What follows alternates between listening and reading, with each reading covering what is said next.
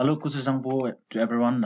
In this video, I'm going to give a demonstration on how to install latest version of Python, that is Python 3.9.5. And moreover, I'm also going to talk about how to install pip and then how to configure your Python ideally. First thing is you need to open your Google Chrome or any browser. So here you type download Python. Okay, download Python and hit enter.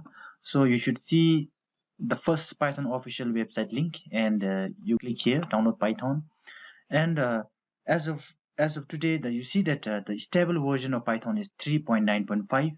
So in this video, exactly, I'm going to teach about how to install this latest version of Python. So as soon as when you see this, you will see different types of Python for different OS. So in my case, I'm using Windows 10, and therefore I'll click on this Windows.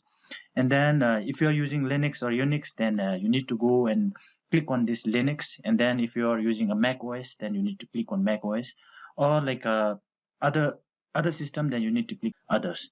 So I'm using Windows 10, and I'm going to click on this Windows. And when I click on this Windows, you see that the stable release. So stable release as of May 3rd, 2021 is Python 3.9.5. Before you download this Python 3.9.5, what you should know is if you are using Windows 7, it's not going to work, because you see that Python 3.9.5 cannot be used on Windows 7 or earlier. That means if you're using Windows 7, then I would recommend you to go with the Windows like Python version 3.8.10, because you see that this cannot be used on Windows XP. That means we can use this on Windows 7. Before you download the Python installer, you should check your system specification. So you see there are two types of Python installer, that is 32-bit and 64-bit. So you need to check your system specification. So for that, you can click on this PC, right click, and then click on properties. You should see your system specification here. So in my case, my system type is 64-bit operating system. Accordingly, you need to check your system specification. Now my system is 64-bit OS, so obviously I need to click on this, and then the Python will be automatically downloaded. So I'm not going to do this now, because I've already, like, to save my time, I've already downloaded a Python 3.9.5. So if you're using Windows 32-bit operating system, then you need to click on 32-bit OS. So now once you have finished downloading your Python, check your download folder, and you should see your Python 3.9.5 here. Double click. So now the first window that you see is this one. So install now and custom installation. So rather than directly clicking on install now, I would recommend you to customize some installation. So click here, and then you see that by default documentation will be also installed, pip will be also installed, and then tkinter and ideally Python test suite, everything will be installed. So I would recommend you to keep all those features checked, and then click next. And then you see install for all users. I would recommend you to check this, because if you're installing in your computer lab, then this feature has to be checked. And then I would also recommend you to check add Python to environment variable. That means you need not have to separately create a path for system environment. And then click on this, and then it's okay even if you if you skip this debugging symbols, and then click on install now. Now click on yes, and then it might take around few minutes. Okay, now after 2 to 3 minutes the setup was successful.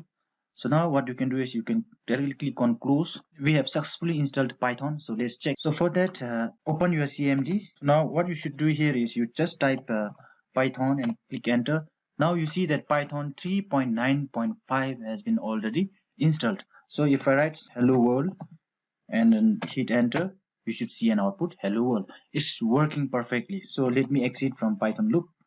And then now the second important thing you should know is you should also check for the pip version, because pip provides us all the packages that we need for while we are programming in Python.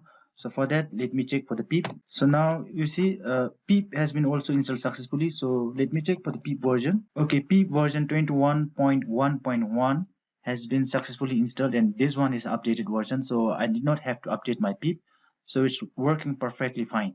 So now let me close and check for the Python IDLE, and then click on open. Now you see Python IDLE is also working fine, and as soon as when you open the IDLE, what you see is a shell. This one is not a place where we write a program, but to execute single line of command.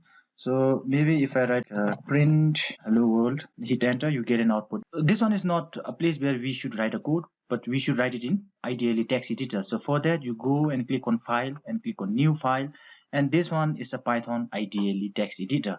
So you need to write your program here, hello world. Okay, so once you have finished writing your code, then you need to save your file. So go to the file and click on save as, and let me save my file on the desktop. Okay, and then click save, and then you should see your file name here. And once you have saved your file, then you can go to the run menu and click on run module. Then you will see your output here. Now that's all is working perfectly fine, and we have installed a Python successfully. Let me also talk about how to configure your Python IDLE. So the first thing is go to the option and click on show numbers. So you see that whenever you write some lines of code, you will also see the line number here.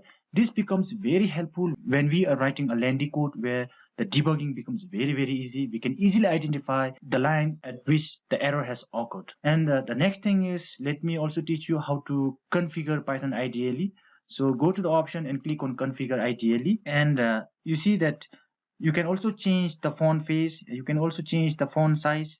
In my case, I'm using a 16, or maybe if you want to put it to 20, or maybe bold. Okay, and then you can also change a highlight. That means this is a place where you can change the theme of your IDLE. So by default it will be a classic. So if you want to put it into dark, you can also do it. And then there are so many configuration you can do. So let me keep it till here, and then click on apply, and then click OK. You see that the Python IDLE has been also configured, and the text size and the color, like a theme, has been all changed. So basically that's it, everything that you should know to install Python and how to work on Python IDLE. So I would recommend you to use this Python IDLE. This one is the official Python text editor, and this text editor is actually not for the developers, it is for the beginners, and this becomes very helpful. Like if you are learning a Python programming for the first time, I would highly recommend you to use this if you are learning a Python programming for the first time.